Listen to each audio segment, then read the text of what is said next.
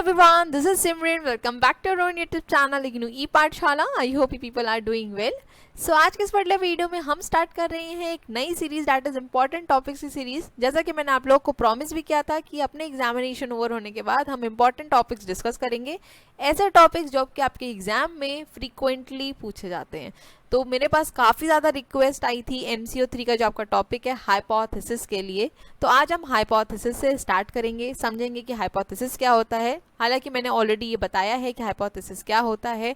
आगे आज हम जानने की कोशिश करेंगे लेवल ऑफ सिग्निफिकेंस क्या है, हमारी P वैल्यू क्या होती है, टाइप 1 एरर क्या होता है, टाइप 2 एरर क्या होता है, नल हाइपोथेसिस क्या है, ऑल्टरनेट हाइपोथेसिस क्या है. तो इन ऑल हम आज काफ़ी डिटेल में जानने की कोशिश करेंगे कि हाइपोथेसिस टेस्टिंग के अंदर हमारे क्या क्या आता है. तो वीडियो को एंड तक ज़रूर देखिएगा क्योंकि ये टॉपिक आपके एग्जाम के पॉइंट ऑफ व्यू से काफ़ी ज़्यादा इंपॉर्टेंट है. दूसरी इंपॉर्टेंट चीज़ ये कि जो भी UGC नेट स्टूडेंट्स हैं या फिर जो एस्पिरेंट्स हैं जो UGC नेट की प्रिपरेशन कर रहे हैं उनके लिए भी ये टॉपिक सुपर इंपॉर्टेंट है. क्योंकि आप चाहे पेपर 1 की बात करें और चाहे अगर आपका पेपर 2 कॉमर्स उसकी बात करें, दोनों के लिए ही hypothesis topic is very very important. ठीक है, तो इस वीडियो को ध्यान से ज़रूर देखिएगा और अगर अभी तक चैनल को सब्सक्राइब नहीं किया है तो चैनल को सब्सक्राइब कर लीजिए, बेल आइकन को भी ज़रूर प्रेस कर दीजिएगा ताकि मैं जब भी वीडियोस का अपलोड करूं उसका नोटिफिकेशन आपके पास ज़रूर जाए. तो without wasting any further time let's get started. So ये टॉपिक्स हमें आज कवर करने हैं: level of significance, P value, type 1 and type 2 error, null hypothesis and alternate hypothesis. मेरी कोशिश यही रहेगी कि इस पर्टिकुलर वीडियो में सारे टॉपिक्स को कवर कर लूँ. इन केस अगर नहीं कवर हो पाते हैं तो नेक्स्ट वीडियो में इनको हम कवर करेंगे. ठीक है, सबसे पहले बात कर लेते हैं लेवल ऑफ सिग्निफिकेंस की. अब लेवल ऑफ सिग्निफिकेंस को डिस्कस करने से पहले यहाँ पर एक छोटा सा रिकैप कर लेते हैं. मैंने आपको एक टॉपिक पढ़ाया था, एक यूनिट पढ़ाई थी जिसका नाम था रिसर्च प्लान. ठीक है, आई होप आप लोग को याद होगा. अगर किसी ने वीडियो नहीं देखा है देख लीजिएगा क्योंकि ये टॉपिक आपका इंपॉर्टेंट है, एग्जाम में क्वेश्चन यहाँ से आते हैं. ठीक है, अब रिसर्च प्लान के अंदर आपका एक टॉपिक था स्टेजेस इन हाइपोथेसिस. ठीक है, तो सबसे पहले तो ये जान लेते हैं कि वर्ड हाइपोथेसिस का मतलब क्या होता है. हालांकि मैंने ये ऑलरेडी काफ़ी डिटेल में डिस्कस किया है. तो हाइपोथेसिस का सिंपली मतलब होता है कि आपने यहाँ पर कुछ अजम्पशन ली है. ठीक है, या फिर इसको एक टेंटेटिव स्टेटमेंट कहा जाता है. ठीक है, अब अगर हम बात करें स्टेजेस इन हाइपोथेसिस की तो सबसे पहला स्टेप या सबसे पहली स्टेज हमारी क्या थी? प्रॉब्लम को आइडेंटिफाई करना. ठीक है, जो हमारी प्रॉब्लम है इसके लिए हम क्या करते हैं? डिफरेंट सॉल्यूशंस निकालने की कोशिश करते हैं. अगर आप अपनी रियल लाइफ का भी एग्जांपल लें, अगर आपके सामने कोई प्रॉब्लम आती है तो आप क्या करते हो? उसका सॉल्यूशन ढूंढने की कोशिश करते हो और आपके पास 3 से 4 सॉल्यूशंस आते हैं और उसमें से आप फिर बेस्ट सॉल्यूशन चूज करते हो. राइट, यही करते हैं हम लोग. ठीक है, तो यहाँ पर भी क्या होगा? सबसे पहले हम प्रॉब्लम को अपने आइडेंटिफाई करते हैं. दूसरे स्टेप में हम क्या करते हैं? हाइपोथेसिस बनाते हैं. ठीक है, हाइपोथेसिस क्या हो गया? हमारा अजम्पशन है, हमारा टेंटेटिव स्टेटमेंट है, या फिर आप कह सकते हो हमारी प्रॉब्लम के लिए हम यहाँ पर सॉल्यूशन फॉर्मुलेट करने की कोशिश करते हैं.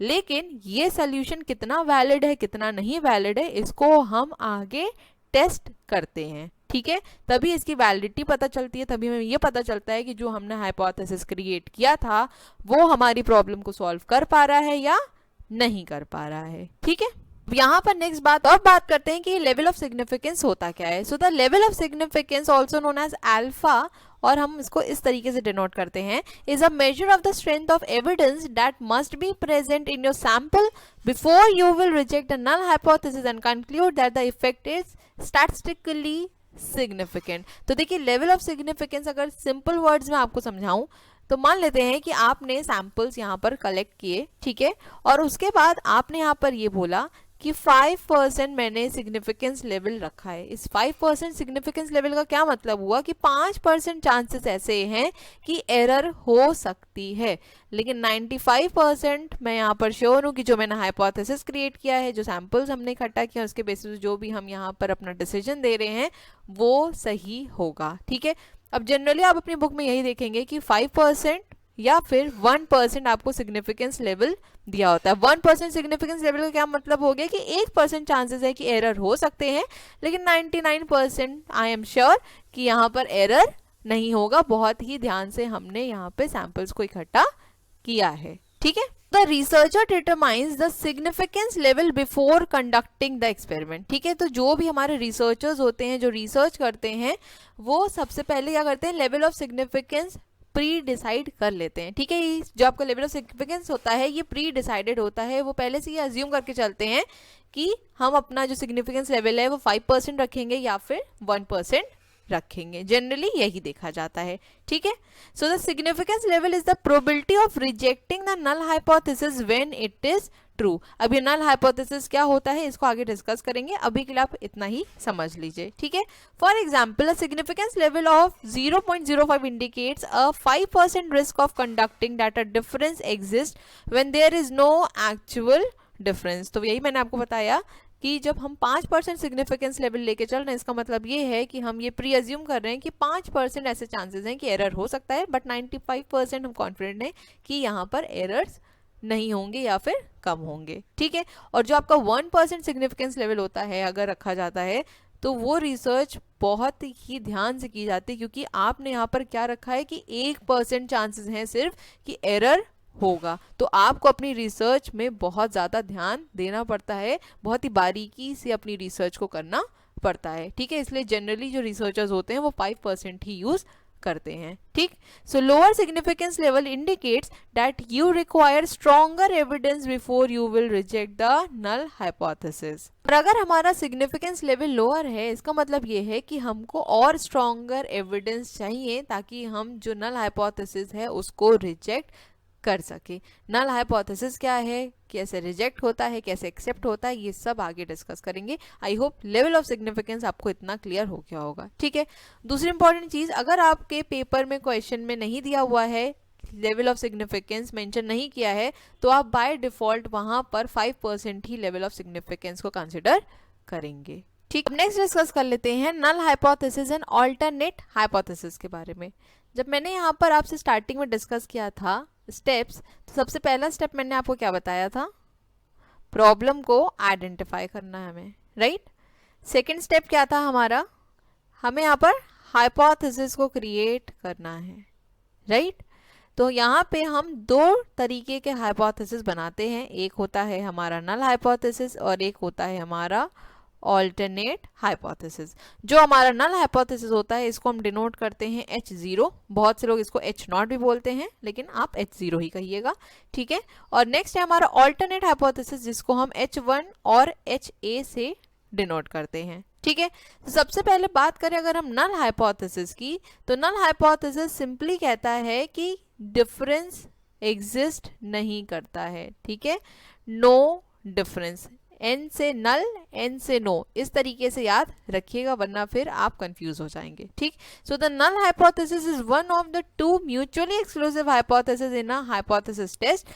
The null hypothesis states that a population parameter equals a specified value। जो आपका null hypothesis है वो ये कहता है कि कोई भी डिफरेंस किसी चीज में नहीं है, सब कुछ सेम होता है। So if your sample contains sufficient evidence, you can reject the null hypothesis and conclude that the effect is statistically significant। एक बहुत ही सिंपल और रियल लाइफ एग्जांपल यहाँ पर लेने की कोशिश करेंगे जिसके थ्रू आपको नल हाइपोथेसिस अच्छे से समझ में आ जाए, ठीक है। तो हमारा जो प्रॉब्लम स्टेटमेंट है वो ये है कि आप सभी लोगों को पता है कि मार्केट में हॉर्लिक्स, बॉर्नविटा, राइट, नेक्स्ट बात करूं तो कॉम्प्लान, ये सब मार्केट में काफ़ी ज़्यादा सेल होते हैं एंड दे क्लेम कि आपके जो बच्चे हैं उनकी ग्रोथ पर इसका असर दिखेगा, है ना। अगर आपके बच्चे हॉर्लिक्स लेते हैं, बॉर्नविटा ले रहे हैं, कॉम्प्लान ले रहे हैं तो उनकी ग्रोथ होगी, उनको बनाएगा taller, stronger and sharper, right, यही क्लेम करते हैं। तो हमारा प्रॉब्लम स्टेटमेंट यही है, हमको यही देखना है कि इन सब पाउडर्स को अगर हम यूज़ कर रहे हैं तो क्या चिल्ड्रन की ग्रोथ हो रही है या नहीं हो रही है, ये हम देखना चाहते हैं। तो क्या हो गया, ये हमारा प्रॉब्लम स्टेटमेंट हो गया, ठीक बात। नेक्स्ट स्टेप क्या है हमारा, हमें हाइपोथेसिस यहाँ पर क्रिएट करना है, ठीक है। सबसे पहले हमने क्या करना था, प्रॉब्लम को आइडेंटिफाई करना था, हमने अपनी प्रॉब्लम को आइडेंटिफाई कर लिया, राइट। सेकंड स्टेप में हमें क्या करना है, हाइपोथेसिस बनाना है। और मैंने आपको ये बताया कि जो हाइपोथेसिस है हम यहाँ पर दो स्टेटमेंट्स क्रिएट करेंगे, एक होता है हमारा नल हाइपोथेसिस जिसको हम HO से डिनोट करते हैं और एक होता है हमारा ऑल्टरनेट हाइपोथेसिस जिसको हम H1 और HA से डिनोट करते हैं, ठीक है। अब नल हाइपोथेसिस में मैंने आपको क्या बताया कि नल हाइपोथेसिस ये कहता है कि कोई भी डिफरेंस नहीं है, वो सब चीज को क्या करता है, सेम ही ट्रीट करता है, ठीक है। अब यहाँ पर जो नल हाइपोथेसिस है उसका क्या स्टेटमेंट हम क्रिएट करेंगे, that there will be no effect of these products on child's growth. ठीक है, क्योंकि आपका जो नल हाइपोथेसिस वो क्या कहता है कि कोई भी डिफरेंस नहीं है, सब चीजें सेम होती हैं. ठीक है, तो कोई इफेक्ट यहाँ पर नहीं होगा. ओके, अब आपका जो ऑल्टरनेट हाइपोथेसिस होता है जिसको हम H1 या HA से डिनोट करते हैं, ये इसका जस्ट ऑपोजिट होता है. तो यहाँ पर आप जो स्टेटमेंट कंसिडर करेंगे वो ये होगा that there will be a effect of these products on child's growth. ठीक है, यहाँ पर हम क्या कंसिडर कर रहे हैं कि जो भी हम यहाँ पे प्रोडक्ट्स यूज कर रहे हैं, चाहे हॉर्लिक्स है, बॉर्नविटा है, कॉम्प्लान है, इसका असर अपने चाइल्ड पर हम देख सकते हैं, उसकी ग्रोथ में देख सकते हैं. तो ये चीज़ हमेशा याद रखिएगा कि जब भी आप हाइपोथेसिस क्रिएट करेंगे, दो स्टेटमेंट आपको बनाने होंगे. पहला स्टेटमेंट आपका होगा नल हाइपोथेसिस, दूसरा होगा आपका alternate hypothesis. Null hypothesis simply ये कहता है कि किसी भी चीज़ का कोई इफेक्ट नहीं होगा. ठीक है, और ऑल्टरनेट हाइपोथेसिस क्या होता है, उसका जस्ट ऑपोजिट होता है, जो कि ये कहता है कि जो भी यहाँ पर हम कर रहे हैं इसका इफेक्ट हमको देखने को मिलेगा. तो ये दोनों ही ऑपोजिट होते हैं, इसको आप याद रखिएगा. और कैसे इनको डिनोट किया जाता है, ठीक है, ये भी याद रखना आपके लिए जरूरी है, क्योंकि एग्जाम में हो सकता है आपसे H0 दे दे, HO दे दे, तो आपको वहां समझ ही ना आए. तो ये भी याद रखिएगा. ठीक, so the null hypothesis is often displayed as H0. ठीक है, इसको इस तरीके से लिखा जाता है. यहाँ पर इसको मैं आपको करेक्ट करके दे दूंगी PDF में. ठीक है, in every experiment there is an effect or difference between groups that the researcher are testing. It could be the effectiveness of a new drug, building material, or other interventions that has benefits. So typically the null hypothesis states that the true effect size equals 0, that is there is no difference between the groups. Simply आपका null hypothesis यही कहता है कि किसी भी चीज़ में कोई difference नहीं है, सब चीज़ें सेम ही हैं. मान लेते हैं कि यहाँ पर आपने कोई ड्रग्स पे टेस्टिंग कर रहे हैं. ड्रग्स मतलब वो वाला ड्रग्स नहीं, ठीक है, मेडिसिन ड्रग्स की बात कर रही हूँ यहाँ पे. ठीक, तो अगर मान लेते हैं यहाँ पे कंसिडर करते हैं कि एक मेडिसिन M1 है, एक मेडिसिन आपकी M2 है. ठीक है, अब ऐसा तो है नहीं कि इन दोनों मेडिसिन में कुछ डिफरेंस नहीं होगा. ऑब्वियस सी बात है कि अगर कोई मेडिसिन पहले बनी हो, कोई मेडिसिन बाद में बनी है, तो कुछ तो फर्क हो गई. लेकिन आपको जो नल हाइपोथेसिस वो ये कहता है कि दोनों में से कुछ भी फर्क नहीं होगा, दोनों सेम होंगी. लेकिन जो आपका ऑल्टरनेट हाइपोथेसिस है, जो आप स्टेटमेंट बनाओगे, उसमें आपको ये लिखना होगा कि दोनों में डिफरेंस होता है. ठीक है, तभी मैंने आपको बताया कि जब भी हम हाइपोथेसिस को क्रिएट करते हैं, हाइपोथेसिस क्या होते हैं, हमारे टेंटेटिव स्टेटमेंट या फिर प्रोपोजिशन या अजम्पशंस, सॉल्यूशंस जो हम अपनी प्रॉब्लम के लिए फॉर्मुलेट करते हैं. और इसीलिए उनको टेस्ट करना भी ज़रूरी होता है, ताकि हम वैलिडिटी चेक कर सकें कि जो हमने HO बनाया, डेट इज नल हाइपोथेसिस बनाया है, वो सही था, कि जो हमने H1 में क्रिएट किया है वो सही था.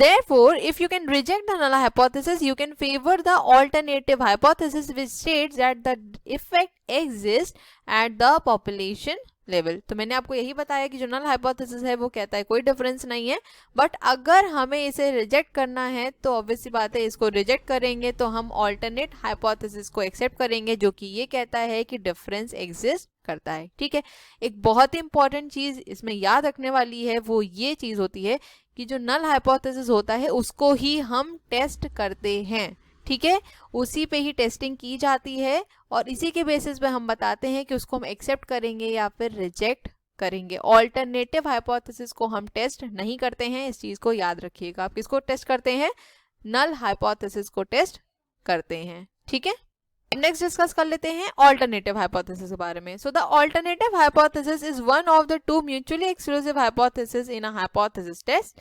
The alternative hypothesis states that a population parameter does not equal a specified value. Okay, typically this value is the null hypothesis value associated with no effect such as 0.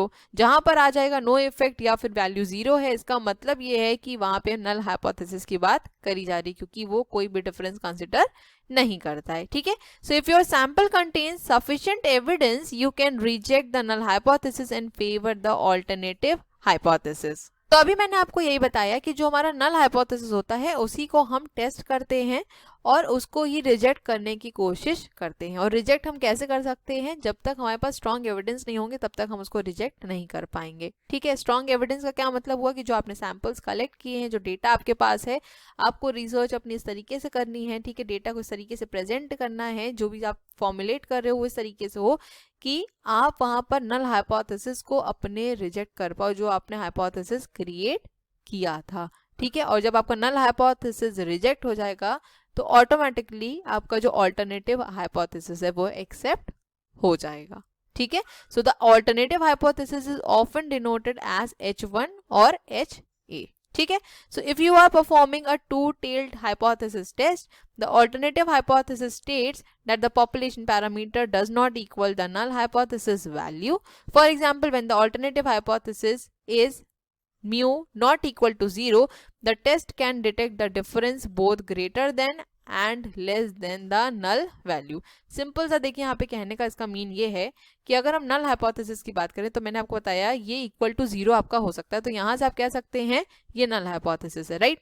लेकिन हम alternative hypothesis की बात करें तो ये कभी भी 0 के इक्वल नहीं होगा। ग्रेटर देन हो सकता है, लेसर देन हो सकता है, बट इक्वल नहीं हो सकता है। ठीक है, यहाँ पर आप सोच रहे होंगे कि टू टेल टेस्ट क्या होता है, वन टेल टेस्ट क्या होता है, तो इसको हम डिटेल में जरूर डिस्कस करेंगे क्योंकि एक ही वीडियो में सारे टॉपिक्स को डिस्कस करना पॉसिबल नहीं है। प्लस यहाँ पर आप भी उसको इतना रिटेन नहीं कर पाएंगे, बहुत ज़्यादा क्लमजी हो जाएगा। ठीक है, तो मैं कोशिश करूंगी कि नेक्स्ट वीडियो में आपको टू टेल्ड हाइपोथेसिस टेस्ट क्या होता है, वन टेल टेस्ट क्या होता है, ये ज़रूर बता दूंगी। ठीक है, नेक्स्ट बात करें, so one tailed alternative hypothesis can test for a difference only in one direction. इतना तो यहाँ पर आपको क्लियर ही हो रहा है कि टू टेल मतलब दो चीज़ की बात यहाँ पर कर रहा था। यहाँ पर क्या बोल रहा है, वन टेल मतलब एक डायरेक्शन की बात हो रही है। ठीक है, तो जैसे यहाँ पे एग्जांपल लिया गया है म्यू ग्रेटर देन 0, तो यहाँ पर सिंपली हमको यही पता चल रहा है ये म्यू आपका लेस देन 0 भी हो सकता है। ठीक है, लेकिन बात किसी कर रहा है, सिर्फ एक डायरेक्शन की बात कर रहा है ना, वन टेल टेस्ट की बात कर रहा है। यहाँ पर हम ऊपर किसकी बात कर रहे थे, टू टेल की, तो इसलिए यहाँ पर ग्रेटर देन लेसर देन दोनों के ही चांसेस हो जाते हैं। ठीक, यहाँ पर एक बहुत ही सिंपल सा और छोटा सा एग्जाम्पल है समझाने के लिए कि आपका H1 H0 क्या है। ठीक है, so effect of bio fertiliser X on plant growth. तो जो हम यहाँ पे क्या देख रहे हैं कि जो हमारा X फर्टिलाइजर है उसका क्या असर पड़ रहा है प्लांट की ग्रोथ पर, ये हमें देखना है। तो ये आपका क्या हो गया, प्रॉब्लम स्टेटमेंट हो गया, है ना। आई होप ये समझ में आ गया होगा। ठीक, अब इसके बाद हम क्या करते हैं, अपने हाइपोथेसिस को क्रिएट करते हैं। ठीक है, सबसे पहले देख लेते हैं नल हाइपोथेसिस में क्या लिखा है, application of bio fertiliser X do not increase plant growth. ठीक है, तो यहाँ पर इसने क्या बोला नल हाइपोथेसिस ने कि जो बायो फर्टिलाइजर हम X कोई यूज कर रहे हैं, कोई भी हो सकता है, इसका कोई भी इफेक्ट नहीं आने वाला, प्लांट की ग्रोथ इससे नहीं होने वाली है। ठीक है, तो यहाँ पर वही बोला कि सब चीजें क्या हैं, सेम है, कोई चेंज नहीं। लेकिन जो आपका ऑल्टरनेटिव हाइपोथेसिस है ये क्या कह रहा है, that application of bio fertiliser X increase the plant growth. ठीक है, तो इसके जस्ट ऑपोजिट ही यहाँ पर हम स्टेटमेंट को कंसिडर करते हैं, ये याद रखिएगा।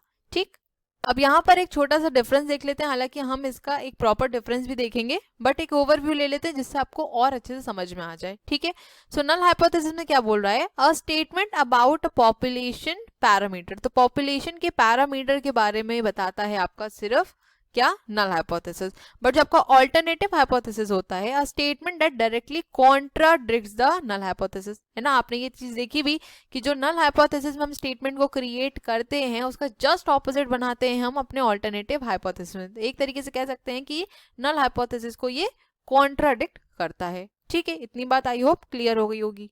So we test the likelihood of this statement being true in order to decide whether to accept or reject our alternative hypothesis. ठीक है, तो मैंने बताया आपको जो नल हाइपोथेसिस है उसी को हम टेस्ट करते हैं और टेस्ट करने के बाद देखते हैं कि हमारा नल हाइपोथेसिस वो एक्सेप्ट हो रहा है, ऑल्टरनेटिव हाइपोथेसिस रिजेक्ट हो रहा है और वाइस वर्सा। ठीक, सो यहाँ पर जो आपके साइंस इंक्लूड होते हैं वो इक्वल टू हो सकता है, greater than, equal to, less than, equal to, ये सब साइन हम यहाँ पे यूज करते हैं किसमें, नल हाइपोथेसिस में। ठीक, नेक्स्ट बात करें अगर हम ऑल्टरनेटिव हाइपोथेसिस की इसमें, so we determine whether or not to accept or reject this statement based on the likelihood of null hypothesis being true.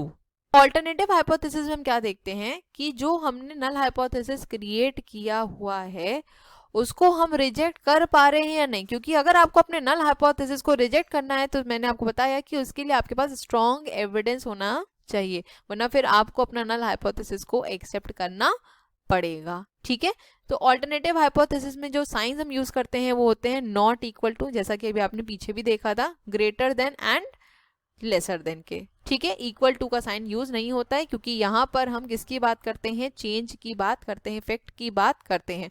But जो नल हाइपोथेसिस है वो बोलता है कि कोई भी चेंज, कोई भी इफेक्ट नहीं है, सब चीजें सेम है, एज इट इज है।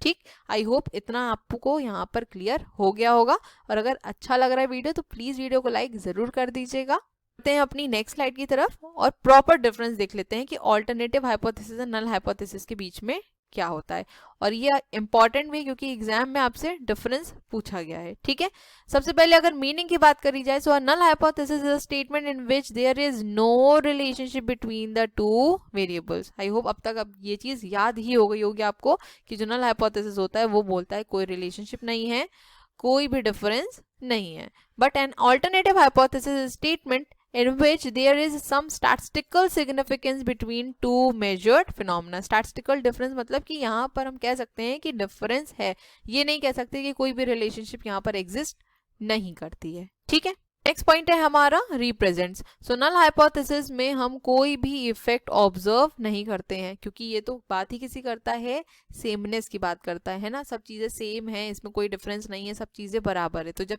सब चीजें बराबर हैं तो इफेक्ट कोई भी नहीं देखने को मिलेगा, ऑब्वियस सी बात है, राइट। लेकिन ऑल्टरनेटिव हाइपोथेसिस की अगर बात करी जाए तो यहाँ पर हम डिफरेंसेस देख सकते हैं, ऑब्जर्व कर सकते हैं इफेक्ट को, क्योंकि यहाँ पर वो सेमनेस या इक्वल की बात नहीं करता है। ठीक है, नेक्स्ट है what is it. So it is what the researcher tries to disprove.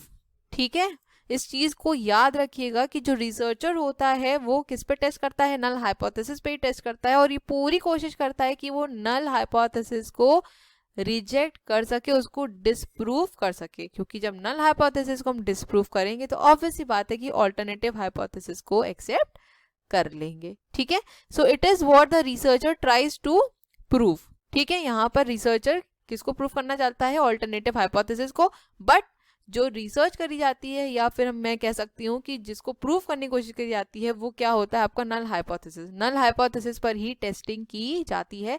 इस वर्ड को याद रखिएगा, क्योंकि अगर आप आगे पीएचडी के लिए एडमिशन लेना चाहते हैं या फिर नेट का पेपर देना चाहते हैं, वहां पर ये क्वेश्चंस पूछे जाते हैं। ठीक है, तो इसको याद रखना। नेक्स्ट पॉइंट है हमारा acceptance. So no change in opinion or action, right. लेकिन ऑल्टरनेटिव हाइपोथेसिस की बात करी जाए तो change in opinion or action obvious सी बात है यहाँ पर देखने को मिलेगा।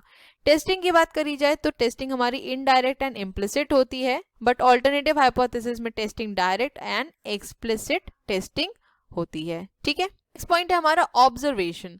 तो यहाँ पे होता है रिजल्ट ऑफ चांस, लेकिन ऑल्टरनेटिव हाइपोथेसिस क्या बोलता है, result of real effect. Null hypothesis में जो आपका ऑब्जर्वेशन होता है वो रिजल्ट ऑफ चांस होता है। ठीक है, क्योंकि आपने जो यहाँ पे हाइपोथेसिस क्रिएट किया है, सबसे पहली बात तो ये है कि जो रिसर्चर है वो उसको डिस्प्रूव करना चाहता है, और कई बार होता है कि चांसेस ऐसे हो जाते हैं कि नल हाइपोथेसिस हमारा एक्सेप्ट हो जाता है, रीजन बीइंग कि हमारे पास स्ट्रॉन्ग एविडेंस नहीं होते हैं उसको डिस्प्रूव करने के, तो इसलिए रिजल्ट ऑफ चांस होता है।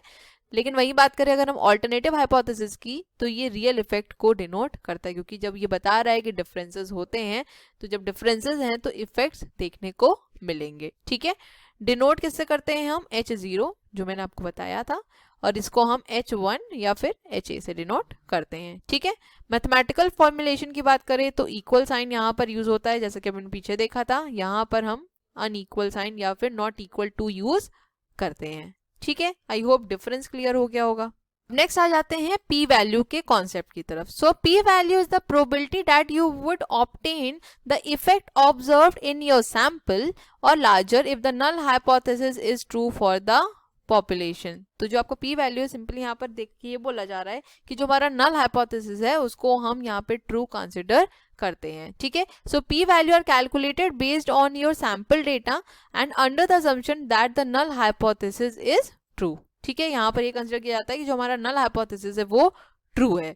So lower P value indicates greater evidence against the null hypothesis. अगर हमारी जो पी वैल्यू है वो कम है, इससे हम यहाँ पर ये बता सकते हैं कि हमारे पास स्ट्रॉन्ग एविडेंस है कि हम अपने नल हाइपोथेसिस को रिजेक्ट कर सके। और अभी आपने देखा कि जो आपका रिसर्चर होता है वो क्या कोशिश करता है, नल हाइपोथेसिस को ही डिस्प्रूव करने की कोशिश करता है। तो अगर हमारे पास स्ट्रॉन्ग एविडेंस होंगे, हमारा अगर पी वैल्यू लोअर होगा, तो हम इजीली नल हाइपोथेसिस को अपने रिजेक्ट कर पाएंगे। ठीक है। Use p-value during hypothesis testing to help you determine which hypothesis the data support. Compare your p-value to your significance level. If the p-value is less than your significance level, you can reject the null hypothesis and conclude that the effect is statistically significant. तो क्या बोल रहा है, अगर हमारी p-value हमारे significance level से कम होती है तो हम यहाँ पर अपने नल हाइपोथेसिस को रिजेक्ट कर सकते हैं और ये कह सकते हैं कि जो इफेक्ट है वो स्टैटिस्टिकली सिग्निफिकेंट है। स्टैटिस्टिकली सिग्निफिकेंट का क्या मतलब हुआ कि हमने यहाँ पर ऑल्टरनेटिव हाइपोथेसिस को एक्सेप्ट कर लिया। कब? जब हमारी पी वैल्यू हमारे सिग्निफिकेंस लेवल से कम होगी। ठीक है।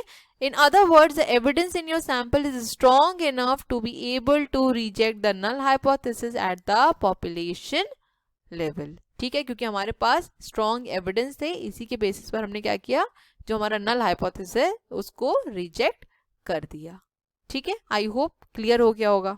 अब नेक्स्ट डिस्कस कर लेते हैं एरर्स के बारे में। देखिए, जब भी कोई रिसर्च होती है, ऐसा तो होगा नहीं कि जितनी भी चीजें आप रिसर्च प्रोसेस के अंदर कर रहे हैं सब कुछ सही हो। एरर्स होने के चांसेस हर जगह पर होते हैं। ठीक है, तो यहाँ पर दो टाइप के एरर की बात की जाती है। ठीक है, दो टाइप के एरर्स की बात होती है। एक होता है आपका टाइप 1 एरर और दूसरा होता है आपका टाइप 2 एरर। और दोनों को ही समझना बहुत ज्यादा जरूरी है क्योंकि ये टॉपिक आपका इंपॉर्टेंट है। ठीक है, सबसे पहले बात कर ले टाइप 1 एरर की। So in a hypothesis test, a type 1 error occurs when the null hypothesis is rejected when it is in fact true. बहुत ही ध्यान से समझिएगा, टाइप 1 एरर क्या बोल रहा है। टाइप 1 एरर तब होता है जब नल हाइपोथेसिस को हम रिजेक्ट कर देते हैं जबकि वो ट्रू होता है। ठीक है, सो दैट इज H0 और HO इज रॉन्गली रिजेक्टेड, है ना, हमने गलती से रिजेक्ट किया या फिर गलत तरीके से रिजेक्ट कर दिया, क्योंकि जो चीज सही थी हमने उसको क्या किया, यहाँ पर रिजेक्ट किया है। ठीक है, so for example in a clinical trial of a new drug, the null hypothesis might be that the new drug is no better on average than the current drug. That is, there is no difference between the two drug on an average. ठीक है, null hypothesis तो यही कहता है ना कि किसी भी चीज में कोई डिफरेंस नहीं है, राइट।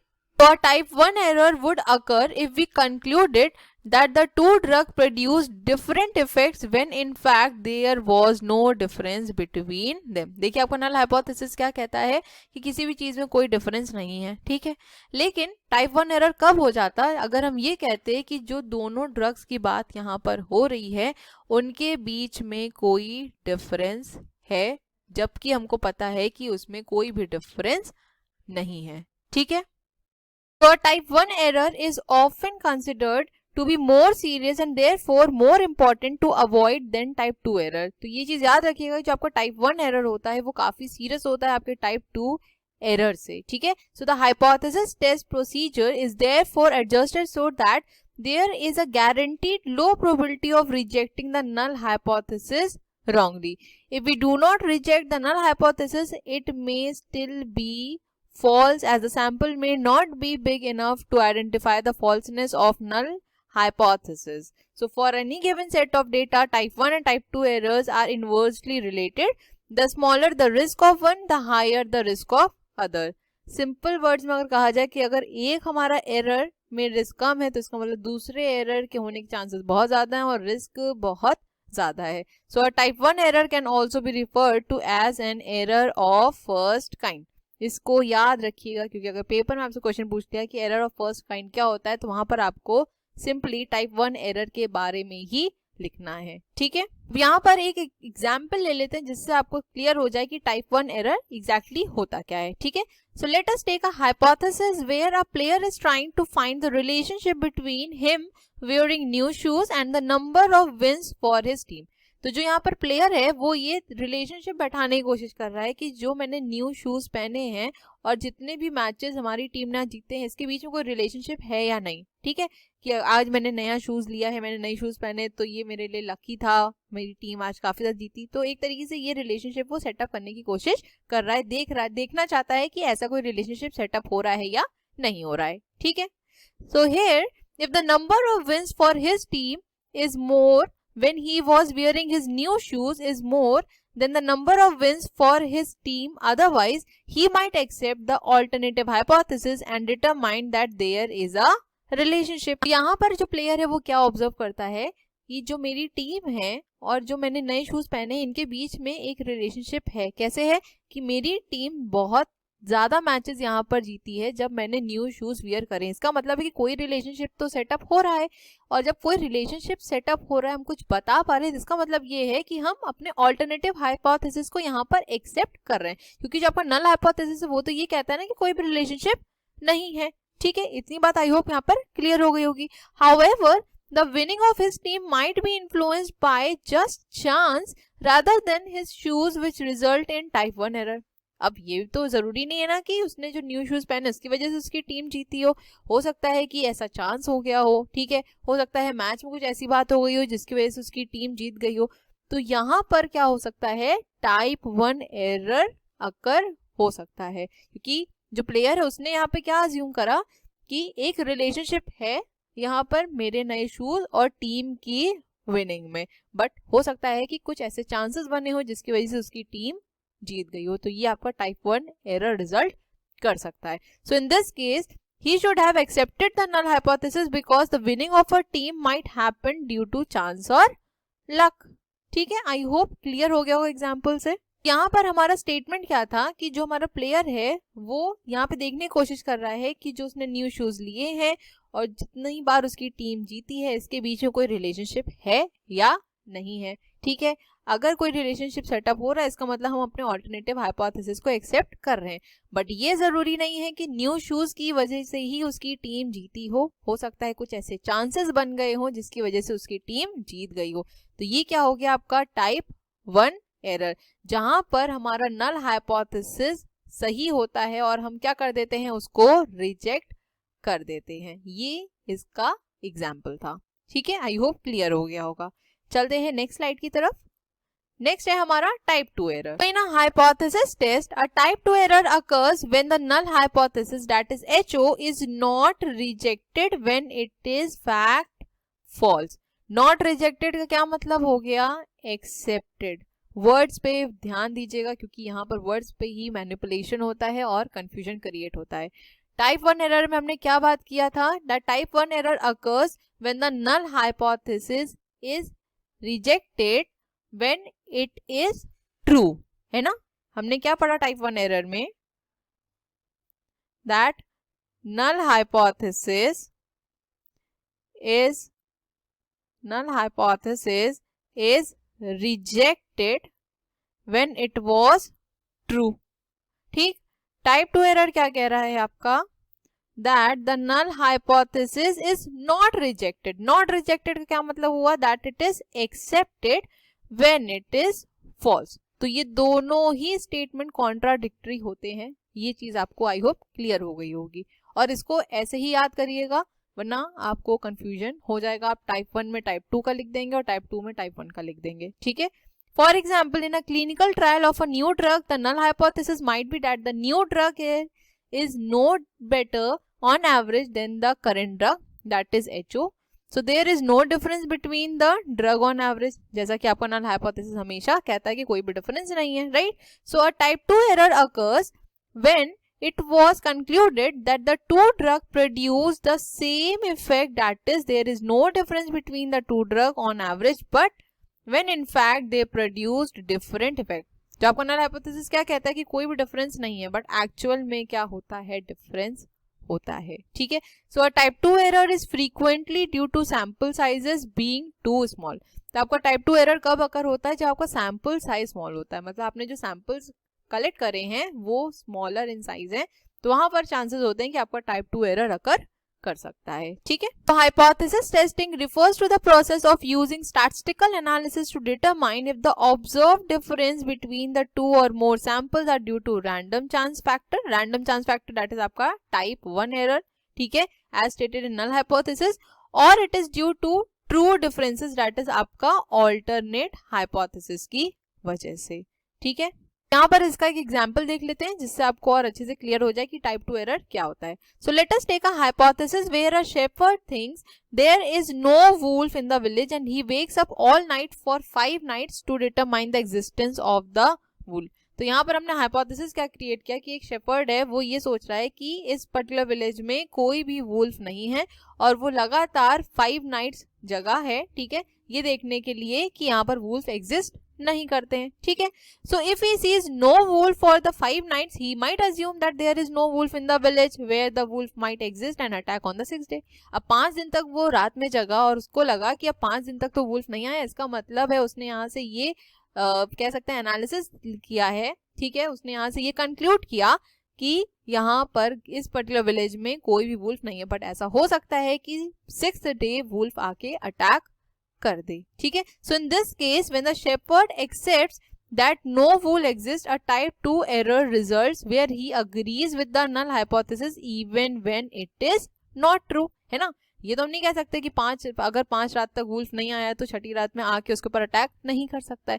तो ये क्या हुआ, आपका टाइप 2 एरर हुआ।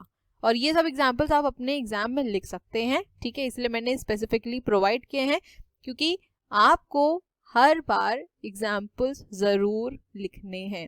अगर कोई आपका ऐसा टॉपिक है जिसमें एग्जाम्पल की नीड है तो बिल्कुल मेंशन करना जरूरी है। ठीक है, यहाँ पर एक और एग्जाम्पल मैंने ऐड किया है जिससे आपकी क्लैरिटी हो जाए थोड़ी कॉन्सेप्ट को लेके। ठीक है, टाइप 1 एरर की बात करें अगर हम, so a pregnancy test has produced a positive result indicating that the woman taking the test is pregnant.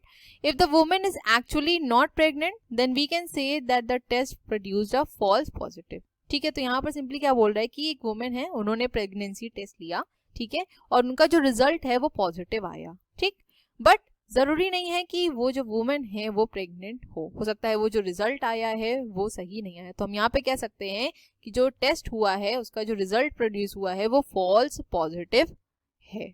ठीक है, टाइप 2 एरर की बात करें, so type 2 error or a false negative is the error of failing to reject a null hypothesis when the alternative hypothesis is true state of nature. That is if a pregnancy test reports negative when the woman is in fact pregnant. ठीक है, इसका just opposite हो गया कि किसी woman ने अगर pregnancy test लिया उसका रिजल्ट जो है नेगेटिव आ गया जबकि वो प्रेग्नेंट थी।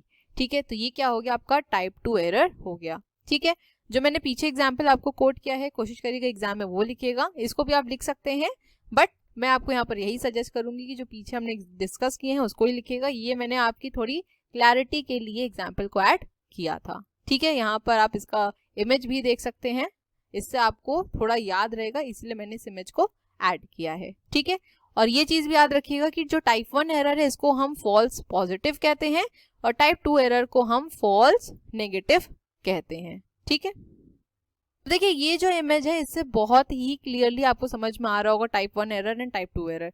ये जो डॉक्टर ये कह रहे हैं इस पर्टिकुलर पर्सन से कि हाँ प्रेग्नेंट है, ठीक है, जो कि आपको ही पता है it is next to impossible. तो ये आपका क्या हो गया, फॉल्स पॉजिटिव, दैट इज आपका टाइप 1 एरर। ठीक है, और ये जो लेडी डॉक्टर है ये इनसे कह रही है कि आप प्रेग्नेंट नहीं है, जो कि आप खुद भी देख के ये बता सकते हैं। तो ये क्या हो गया, आपका फॉल्स नेगेटिव हो गया। ठीक है, आई होप इस पिक्चर से क्लियर हो गया होगा। ये सिर्फ आपको समझाने के लिए, बाकी एग्जाम्पल जो मैंने प्रॉपरली आपको मेंशन किए हैं उन्हीं को ही लिखिएगा एग्जाम में। ठीक है, नेक्स्ट आ जाते हैं दोनों के डिफरेंसेस तरफ, और डिफरेंसेस आपके यहाँ पर इंपॉर्टेंट है टाइप 1 एंड टाइप 2 एरर के। ठीक है, सो मीनिंग की बात करें, so type 1 error refers to non acceptance of hypothesis which ought to be accepted. ठीक है, तो टाइप 1 एरर हमारा क्या होता है, नॉन एक्सेप्टेंस, मतलब हमने रिजेक्ट कर दिया है null hypothesis when it was true, right.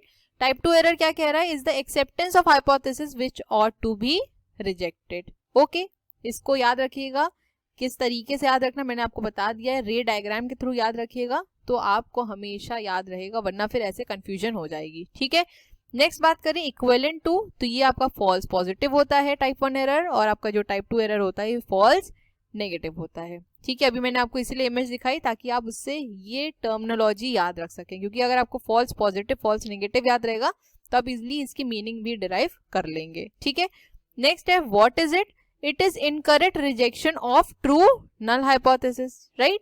वहीं टाइप 2 एरर क्या कह रहा है, that it is incorrect acceptance of false null hypothesis. Okay, now it represents a false it, और ये एक मिस होता है, ठीक है, इसको ज्यादा कंसिडर नहीं करेंगे। नेक्स्ट हमारा probability of committing error, so equals the level of significance. तो टाइप 1 एरर में जो आपकी एरर के चांसेस होते हैं वो लेवल ऑफ सिग्निफिकेंस के बराबर होते हैं, इसीलिए हम क्या करते हैं, लेवल ऑफ सिग्निफिकेंस को क्रिएट करते हैं, ठीक है। दूसरी इंपॉर्टेंट चीज ये कि आप यहाँ पर देख रहे हैं कि it is indicated by Greek word alpha, right, और ग्रीक वर्ड अल्फा हमने किसमें पढ़ा था, लेवल ऑफ सिग्निफिकेंस में। तो ये भी याद रखिएगा कि जो आपका लेवल ऑफ सिग्निफिकेंस है वो टाइप 1 एरर होता है। इसीलिए मैंने आपको बताया था कि लेवल ऑफ सिग्निफिकेंस क्या है, कि जहां पर हम ये सोच ही चलते हैं कि इतने % एरर हो सकता है, राइट। तो ये आपका क्या होता है, level of significance type 1 error ही होता है, इसको याद रखना। ओके, ये टाइप 2 एरर की बात करी जाए तो it equals the power of test and it is indicated by Greek word beta. तो जो आपका टाइप 2 एरर है उसको हम क्या कहते हैं, पावर ऑफ टेस्ट कहते हैं, इसको बीटा से डिनोट करते हैं। पावर ऑफ टेस्ट क्या होता है, इसको हम नेक्स्ट वीडियो में जरूर डिस्कस करेंगे, ठीक है। आई होप यहाँ तक क्लियर हो गया होगा टाइप 1 एरर क्या है, टाइप 2 एरर क्या है, नल हाइपोथेसिस, ऑल्टरनेट हाइपोथेसिस क्या है, ये सब क्वेश्चंस आपके शॉर्ट नोट्स में आते ही आते हैं, इनको अच्छे से जरूर कर लीजिएगा।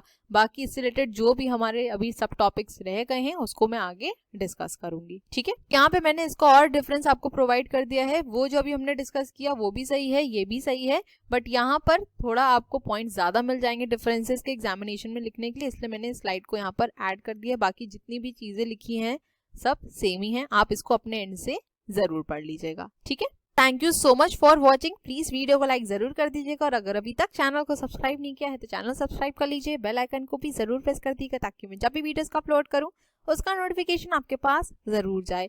अपने फीडबैक देना मत भूलिएगा और वीडियोस को ज्यादा से ज्यादा शेयर करिएगा। मिलेंगे अपने नेक्स्ट वीडियो में, till then stay safe, stay healthy, bye bye, take care.